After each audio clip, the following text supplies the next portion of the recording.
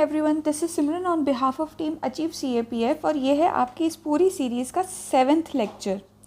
ठीक है, तो इससे पिछले वाले 6 लेक्चर्स में हमने 2 रिपोर्ट डिस्कस कर लिए, 4 एसेस डिस्कस कर लिए। एक्चुअली 4 एसेस नहीं, टोटल में हमने 6 एसेस डिस्कस किए हैं और 2 रिपोर्ट की वीडियोस में हमने टोटल 4 रिपोर्ट्स डिस्कस की हैं, क्योंकि आपके लिए इंटीग्रेटेड टॉपिक्स की वीडियोस लेके आई जा रही हैं। तो आज की वीडियो भी जो है आपकी वो इंटीग्रेटेड टॉपिक की ही है। 2 टॉपिक मैं आपको करवाऊंगी, एक ब्रेनस्टॉर्म और एक पे हम लिखेंगे फुल फ्लेश्ड आर्ग्यूमेंट। ठीक है, और इस टॉपिक में आपके लिए, सिंस मैंने आपको पहले भी बताया हुआ था कि हम सिमिलर टाइप ऑफ टॉपिक्स को लेके चलेंगे एक एक वीडियो में, तो होपफुली आप इस वीडियो के थोड़े लास्ट तक रुकें। और ये वीडियो रिवीजन के पर्पज़ से है। ठीक है, ये मैंने आपको इससे पिछले वाले लेक्चर्स में बता ही दिया था। चीज़ों को स्ट्रक्चर कैसे करना है, कितना कंटेंट हम रिवाइज करेंगे, क्या क्या करेंगे, ये भी मैंने आपको इससे पिछले वाले लेक्चर्स में पूरा डिटेल में बताया हुआ है। अगर किसी ने नहीं देखा तो वो जाके चेक कर सकता है। ठीक है, तो ये हैं आपके आज के 2 topics. First one, when reality is rewritten. Reality is rewritten मतलब the deepfake threat to democratic society. It is called as the reality is rewritten since democracy में जो होता है ना आपका वो ट्रस्ट इन द सेंस, ये जो ट्रस्ट है ये 2 लोगों के बीच में है। एक है आपका इलेक्टोरेट जो आपके पीपल हैं, और दूसरी है आपकी गवर्नमेंट। इन 2 लोगों के बीच में जो ट्रस्ट है ये होना बहुत ही इंपॉर्टेंट है। इसी से आपका वोटर टर्नआउट डिसाइड होता है, इसी से आपकी party in the sense government decide होती है। तो अगर इसी ट्रस्ट को किसी ने रीराइट कर दिया, वो भी ऑल्टर करके गलत तरीके से, then it can be a threat to the democratic society. ठीक है, तो पहला टॉपिक हो गया हमारा ये आर्ग्यूमेंट का। दूसरा टॉपिक है आपका trapped in the net, is digital surveillance the end of privacy. ये आपका दूसरा टॉपिक। इस टॉपिक के साथ आप काफ़ी फैमिलियर होंगे, डिजिटल सर्विलेंस वाला है ये। ठीक है, तो ये दोनों टॉपिक जो हैं सिमिलर नेचर वाले हैं, सिंस डिजिटल सर्विलेंस जो है वो गवर्नमेंट की साइड से थोड़ा सा ओवर रीच है, और डीप फेक्स जो हैं ये कुछ नॉन स्टेट एक्टर्स के थ्रू किए गए कुछ नोटोरियस एक्ट्स में से एक है। ठीक है, तो ये 2 आपके आर्ग्यूमेंट यहाँ पे हो गए। नाउ पहला वाला जो आर्ग्यूमेंट होगा ना, इसमें पहले तो आप ये न्यूज़ देख लीजिए। यहाँ पे लिखा गया था, Modi's India plans its own democracy index after global ranking downgrades. ये सब फेक न्यूज़ है। ये पूरा जो है ये टोटल ये फेक न्यूज़ है। आप में से कुछ लोग इसे रियल भी मान रहे होंगे, बट ऐसी बहुत सारी फेक न्यूज़ जो हैं वो कुछ फॉरेन एक्टर्स हमारी कंट्री में इंटरनल सिक्योरिटी को डिस्टर्ब करने के लिए, हमारे सेटअप को डिस्टर्ब करने के लिए रिलीज़ करते रहते हैं। और कंट्री के लोग जो बहुत ज़्यादा अवेयर नहीं है वो इन चीज़ों को रियलिटी भी मानते हैं। ठीक है, तो ये है। अब हम आपका पहला टॉपिक देख लेते हैं। ये दूसरी न्यूज़ देखिए, ये हुआ था आपका इलेक्शंस के टाइम पे। इसमें कहा गया था कि ट्यूसडे वाले दिन कोई भी वोट करने नहीं जाएगा।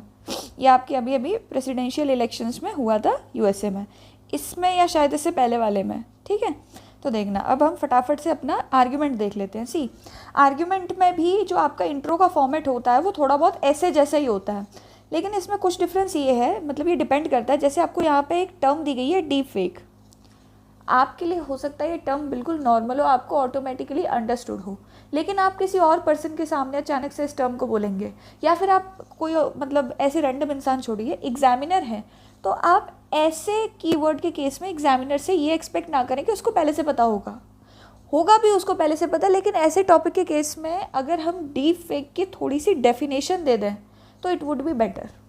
ठीक है, इसी की जगह पे अगर वुमेन वगैरह से रिलेटेड कोई टॉपिक आ जाता है तो उस केस में आप डायरेक्ट कोट, या फिर आप कह सकते हैं कि कुछ डेटा, कुछ फैक्ट्स, कुछ एग्जाम्पल्स के थ्रू शुरू कर सकते हैं। हम इसे अगले वाले टॉपिक में देखेंगे।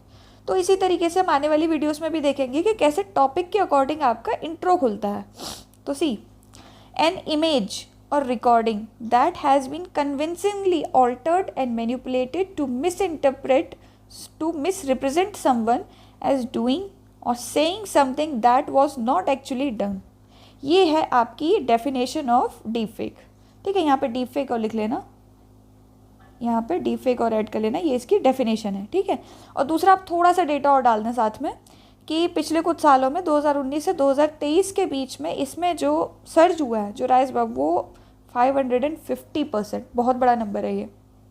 ठीक है, तो इससे आपको इंट्रो समझ में आ जाएगा कि थोड़ा सा सिंपल इंट्रो हम यहाँ पे लेके चल रहे हैं। इसके लिए आपको इंट्रो इफ़ेक्टिव भी बनाना है, तो उसके लिए हमने यहाँ पे एक डेटा भी डाला हुआ है। बहुत ज़्यादा कुछ इंक्लूड करने की ज़रूरत नहीं क्योंकि हमारे पास स्पेस जो है वो लिमिटेड है। सो 4 to 5 lines, 5 lines at max, 5 और लास्ट 6, इससे ज़्यादा नहीं। ठीक है, तो देखो पहला आर्ग्यूमेंट। अब दो चीज़ें होती है, एक होता है आपका आर्ग्यूमेंट इन फेवर, एक होता है आर्ग्यूमेंट इन अगेंस्ट। किसके अगेंस्ट में? टॉपिक पूरा रीड करना है, ये threat to democratic societies. Deepfake जो है वो थ्रेट है डेमोक्रेटिक सोसाइटीज़ के अगेंस्ट।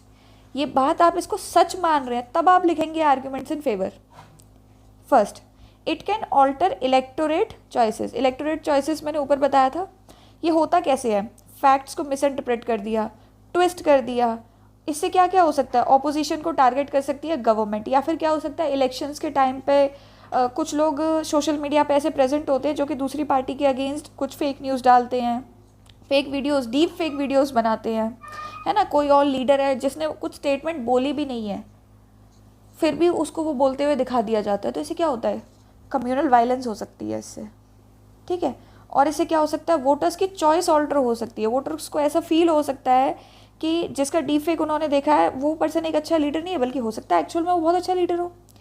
ठीक है, नेक्स्ट पॉइंट, एग्जाम्पल ज़रूर डालते चलना है एक एक के साथ में, या तो एग्जाम्पल डालना है या एक्सप्लेनेशन डालना है। और एक और चीज़ का ध्यान रखना, ऑल्टर इलेक्टोरेट चॉइस को यहाँ डिफाइन करने मत लग जाना। इसके क्या, ये कैसे हो रहा है और क्या इसके कंसिक्वेंसेस होंगे, इन 2-3 चीज़ों को ऐड करके 3 से 4 लाइन का आपने एक्सप्लेनेशन यहाँ देना है along with an example. Kamala Harris during USA elections. Kamala Harris के अगेंस्ट बहुत सारे डीप फेक्स जो थे यूएसए के इलेक्शन में यूज़ हुए थे। ठीक है, अगला, undermines trust. Continuous flow of misinformation can erode trust of people and hence voter turnout can be low. ये दूसरा पॉइंट हो गया। Third, defame important personalities. मैंने अभी भी बताया था कि अगर किसी कैंडिडेट ने कुछ नहीं बोला है, कोई इंडिपेंडेंट कैंडिडेट है, तो उसको टारगेट किया जा सकता है उसका डीप फेक बना के। तो इससे क्या होगा? वोटर्स उसके अगेंस्ट हो जाएंगे, प्रोपेगेंडा चेंज हो जाएगा, या फिर ये दिखा दिया जाएगा कि ये इंसान एंटी नेशनल है, ये हेट स्पीच दे रहा है, तो इस टाइप का कुछ भी।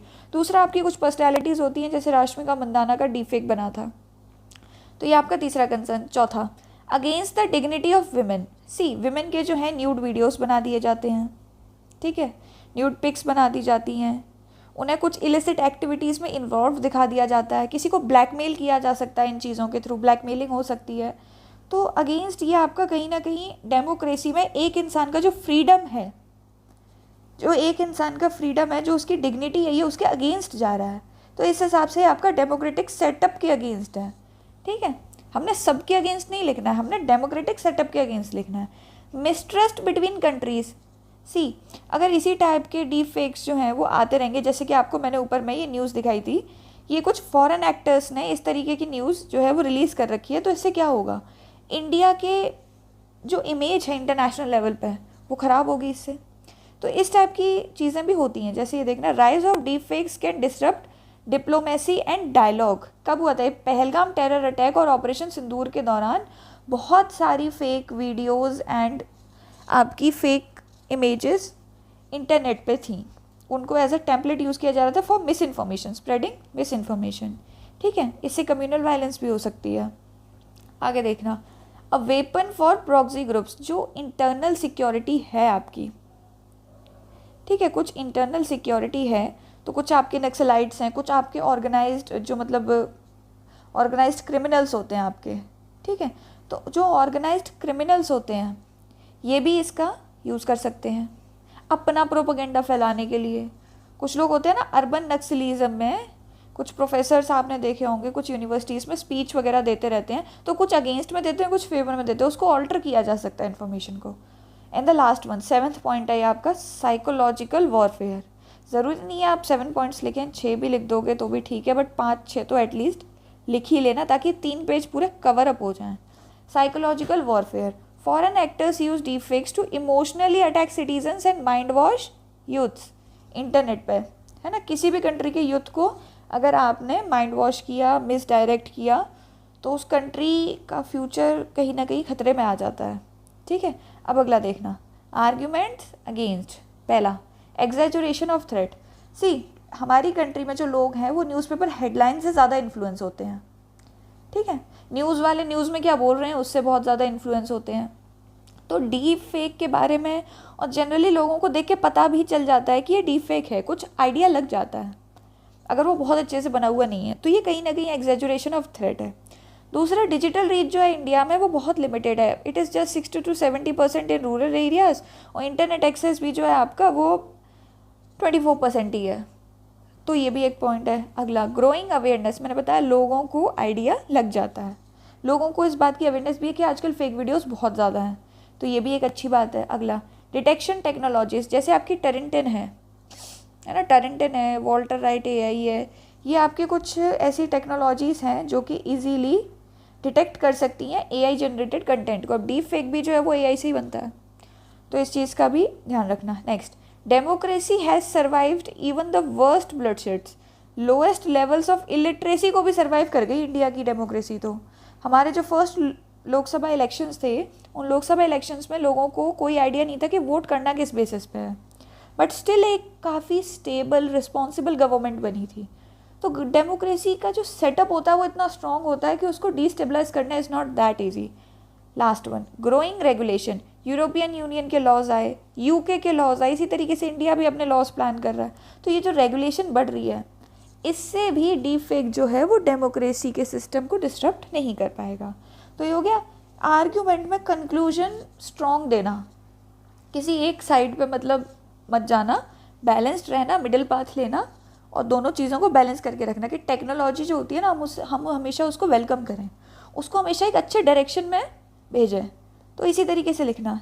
मैंने यहाँ पे एक छोटा सा कोड डाला हुआ है, the lines of truth so easily erased can be traced back through, sorry यहाँ पे थ्रू लिखना भूल गई मैं, through stakeholder collaboration and technologies like AI can be redirected.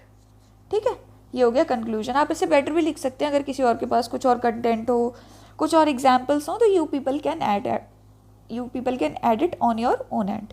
ठीक है, अब अगला आप देखना, नेक्स्ट आपका आर्ग्यूमेंट, ये है आपका अगला argument.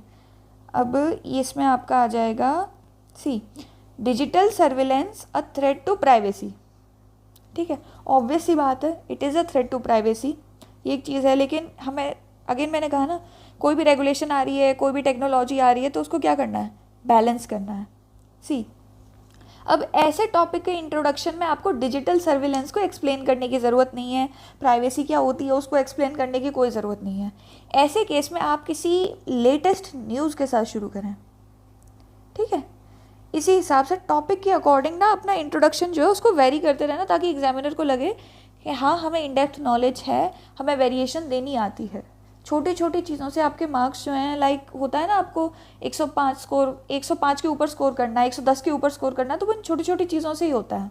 Now recently the government of India launched a fact checking unit, ये न्यूज़ में थी, to monitor those who share fake photos, videos and posts on social media, and this has sparked a debate around digital surveillance।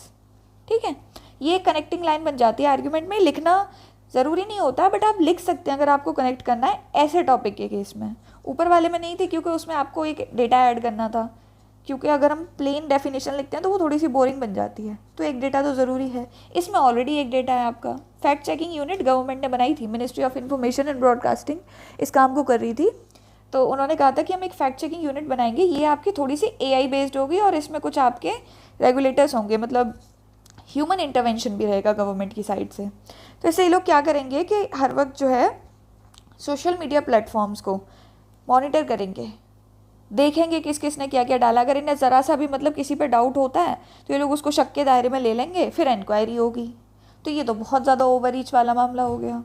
तो इसमें देखना arguments in favour topic के, digital surveillance a threat to privacy, हम मान रहे हैं कि ये थ्रेट है प्राइवेसी के।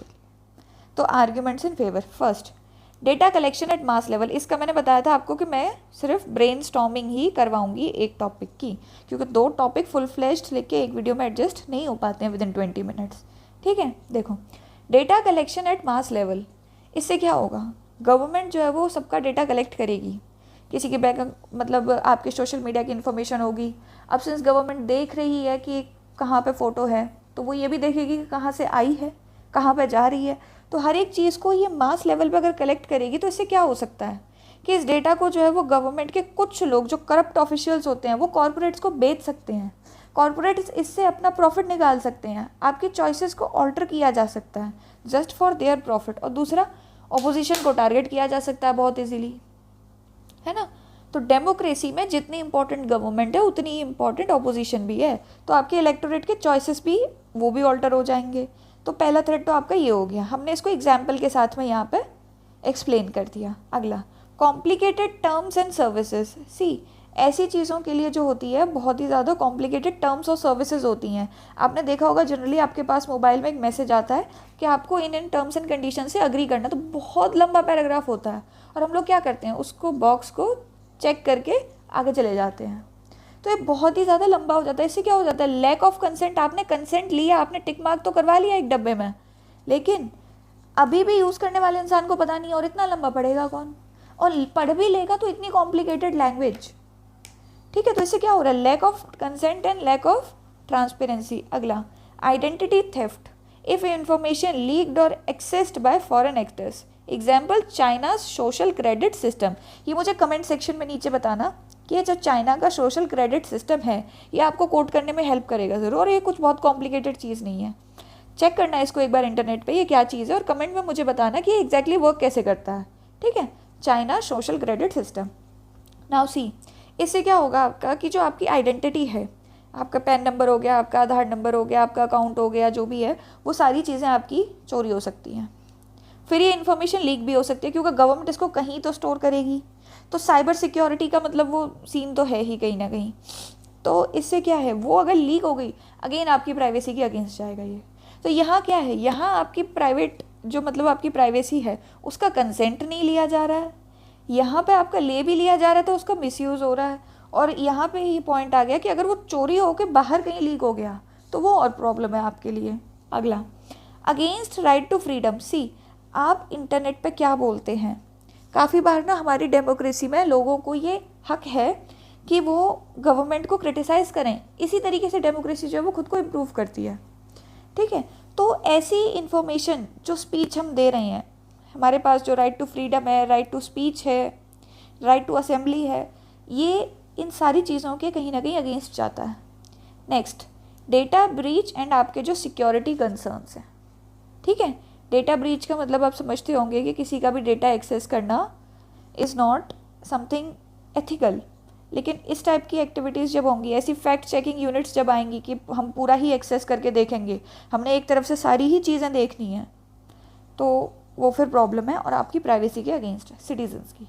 अब देखो आर्ग्यूमेंट्स अगेंस्ट, आर्ग्यूमेंट अगेंस्ट में हम कह रहे हैं कि नहीं, ज़रूरी है, हमें चाहिए एक फैक्ट चेकिंग यूनिट। अब see, it is important for regulating information flow, fake information might trigger a chain of hate speech और अ लूप।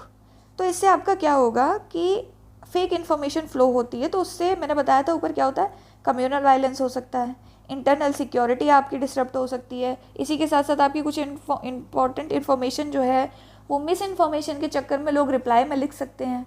तो so many things can happen कि किसी ने एक उल्टी सीधी चीज़ डाल दी, लोग अब उसको करेक्ट करने के लिए रिप्लाई करे जा रहे हैं, तो बहुत कुछ लीक हो जाएगा इस दौरान। तो ये हेट स्पीच वाला मुद्दा एक तो ये हो गया पॉइंट आपका। ठीक है, अगला देखना, important for national security and crime prevention. See, cyber security है एक आपका इशू, अर्बन नक्सलिज्म है, माइंड वॉशिंग ऑफ यूथ है, ये सारी चीज़ें इंटरनेट पे हो रही हैं, तो गवर्नमेंट का इसे ऑब्जर्व करना बहुत ही ज़्यादा ज़रूरी है इससे पहले कि सिटीजन तक पहुँचे। Next point, requisite changes can bring desired result. See, fact checking unit अगर आपकी गवर्नमेंट बनाती भी है तो इससे क्या होगा कि इसमें कुछ गवर्नमेंट चेंजेस कर सकती है, वो चेंजेस हमारे लोग ही आपको सजेस्ट करेंगे, कुछ टेक्निकल एक्सपर्ट्स सजेस्ट कर सकते हैं, जिसके थ्रू जो है या तो कंसेंट लेने वाली लैंग्वेज को जो आपके पास मैसेज आता है उसे ईजी किया जा सकता है थोड़ा सा, ताकि लोग उसे ईजिली समझें।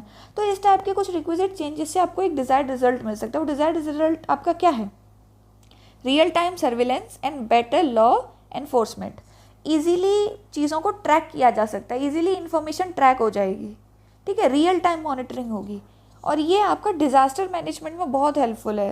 काफ़ी बार ऐसा होता है कि सोशल मीडिया पे गवर्नमेंट से पहले इन्फॉर्मेशन पहुंच जाती है कि अभी जो है, जैसे भी हो रहा था ना पहलगाम टेरर अटैक के दौरान, टेलीग्राम पे भी न्यूज़ चल रखी थी साइड बाय साइड, टीवी पे जो न्यूज़ है उस पर इतना जल्दी नहीं आया था, गवर्नमेंट की तरफ से स्टेटमेंट नहीं आई थी, लेकिन यहाँ चल रखा था कि INS विक्रांत कराची पे पहुँच चुका है, यहाँ पहुँच गया। तो इस तरीके से डिज़ास्टर्स के टाइम पे भी कितने लोगों की डेथ हुई, ये एकदम रियल टाइम इन्फॉर्मेशन इन लोगों को मिल सकती है। जैसे कोविड के टाइम पे इसका बहुत अच्छा यूज़ हुआ था, सोशल मीडिया से जो इन्फॉर्मेशन आ रही थी।